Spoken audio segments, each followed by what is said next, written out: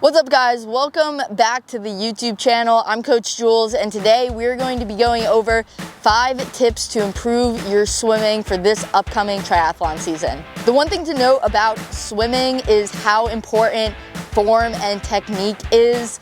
To get better at swimming, a lot of it is having good form. You can't just muscle through the water. To move efficiently through the water, we want to make sure everything's in alignment. So with that being said, let's get into the tips on having good form. Tip number 1 has to do with head positioning. When we are swimming in the pool, we want to be looking straight down at the black line and having the water hitting the crown of our head.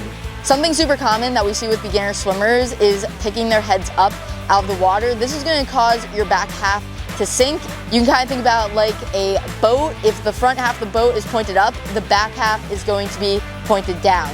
Having proper head positioning is just going to allow you to stay buoyant and on top of the water.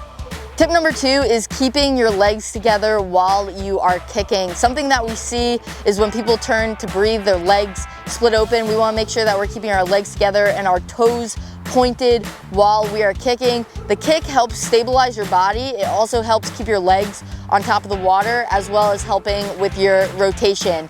If you're someone that struggles with kicking, something that you can add into your workouts is 4x25, kicking with the board and kicking without fins. It's really going to build muscular endurance in your legs and allow you to practice having that really hard kick. Tip number 3 is your hand entry at the catch. When we're entering the water, we want to enter fingertips first, then wrist, then elbow, and then shoulder. And once we enter the water with our hand, we want to make sure we're keeping our fingertips pointed down. A common mistake that we see with beginner swimmers is pointing the fingertips up when you enter, and this is going to cause you to slow down. You can think about like water hitting a wall. Tip number 4 is having even rotation to both sides, specifically a 45-degree rotation. Something that you can think about while you are swimming is reach, roll, and pull.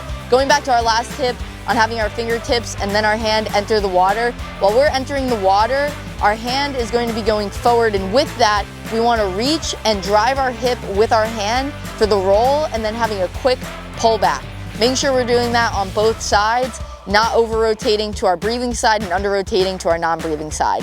5th and final tip is during your warm-up, pick 2 pieces of your form that you want to work on or that you've been struggling with lately. So for example, if you're someone who crosses over really bad while you're swimming, while you're loosening up in the water during your warm-up, focusing on having really good shoulder alignment.